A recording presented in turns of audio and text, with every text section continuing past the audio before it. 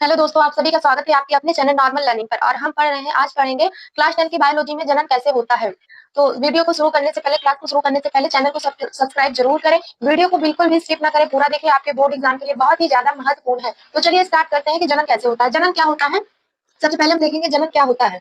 जनन अपनी जैसी अपनी जैसे संतान को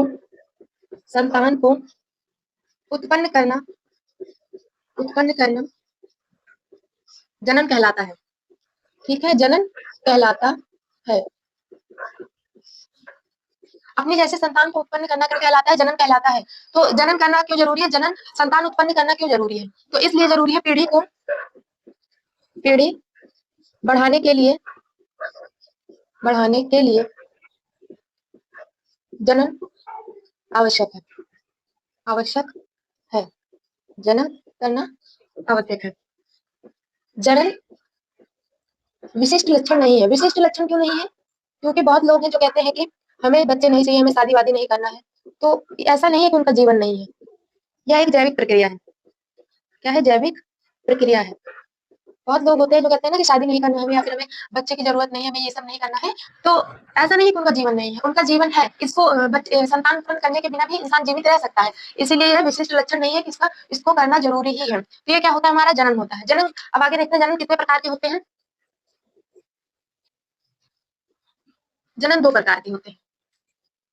दो प्रकार। एक होता है हमारा लैंगिक, और दूसरा क्या होता है? अलैंगिक। दूसरा अलैंगिक। ठीक है, अब हम देखते हैं लैंगिक क्या होता है। तो लैंगिक जो है, सॉरी, अलैंगिक देखते हैं। अलैंगिक जनन। अलैंगिक जनन, इसमें दो लोगों की जरूरत नहीं होती है। यह एकल प्रणाली है, एक ही व्यक्ति से होता है। ठीक है, एक ही व्यक्ति से होता है। इनमें निषेचन नहीं होता है। निषेचन नहीं होता है।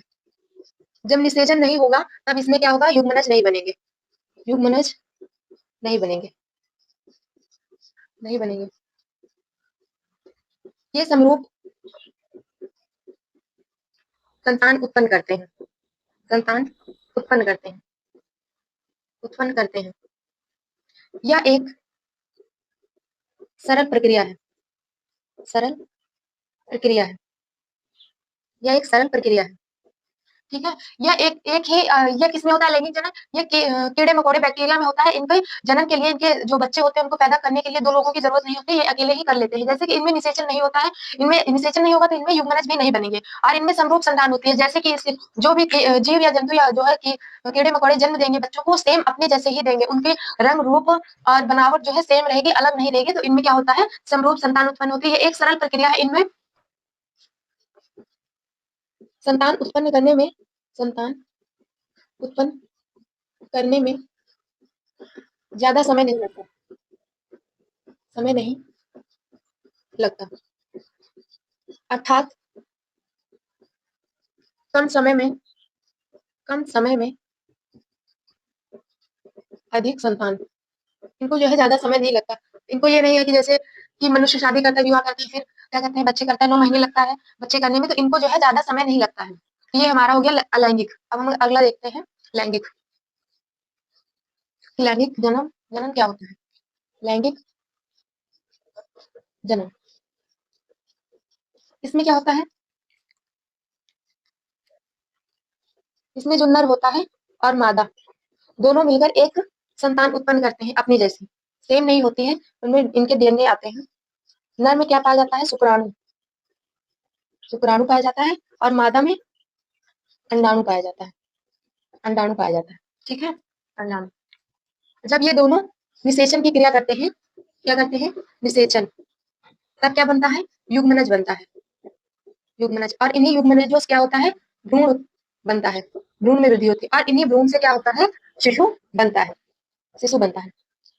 महिलाओं में मादा जो नर होते हैं, ये 12 से 14 साल, 12 से 14 साल में ये यौन अवस्था में आ जाते हैं। तो इनमें क्या परिवर्तन होता है? 12 से 14 साल में इनमें जो है टेस्टोन हार्मोन्स होता है, वो एक्टिव हो जाता है, और उसी के कारण जो है इनमें दाढ़ी मूंछ आने लगती है, और सेक्स हार्मोन्स जो है उत्पन्न होने लगते हैं। और जो मादा होती है इनमें इनमें जो है 10 से 13 साल तक 10 से 13 साल के बीच में जो है यौन अवस्था उत्पन्न हो जाती है। और इनमें क्या होता है फिर पीरियड आना शुरू हो जाता है। तो ये हर महीने जो है इनके जो है जननांग होता है जो इनका वहाँ जो है हर महीने एक लेयर बनती है ब्लड की। तो वो ब्लड की लेयर जो है टूट के हर महीने निकलती है, तो उसी को क्या कहा जाता है, पीरियड कहा जाता है। और यह क्या कहते हैं, हर महीने मादा के बॉडी में एक अंडाणु बनता है। तो ये लगभग 45 से 50 साल तक ये अंडाणु बनते रहते हैं। और ये एक महिला पूरे जीवन काल में कितना अंडाणु बनता है उसके शरीर में, तो पूरे 400 अंडाणु एक मादा के बॉडी में बनता है। तो इस प्रकार से हमारा जो है लैंगिक और अलैंगिक जनन होता है और इस प्रकार से संतान उत्पन्न होती है। और जो वो क्या कहते हैं, मादा होती है, जो हमारे नर होते हैं, इसमें कौन सा हार्मोन्स होता है, टेस्टोस्टेरोन। टेस्टोस्टेरोन, ठीक है। और जो फीमेल होती है, नर में टेस्टोस्टेरोन होता है, जो फीमेल मादा होती है उसमें कौन सा होता है, उसमें प्रोस्टेरोन होता है। और जो है यही जो होते हैं, ये क्या कहते हैं, इसमें मादा में 2 होते हैं और ये मिलकर जो है सेक्स हार्मोन्स उत्पन्न करते हैं और इन्हीं के माध्यम से बच्चों का संतान उत्पन्न करते हैं। अगर मान लीजिए एक फीमेल है, फीमेल में अगर पीरियड्स नहीं आता है तो उनमें क्या होगा कि उनमें जो है संतान उत्पन्न नहीं होगी। तो ये क्या हो गया हमारा, इस प्रकार से हमारे जनन कैसे होता है, इस प्रकार से हमने देखा। और अगर आपको इस पर पूरी वीडियो डिटेल से चाहिए तो कमेंट में जरूर बताएं, ताकि हम पूरी वीडियो लेकर आ सकें। तो चैनल को सब्सक्राइब जरूर करें। अब अगला चैप्टर हम देखेंगे अगली कल शाम 4 बजे। तो चलिए, जय हिंद।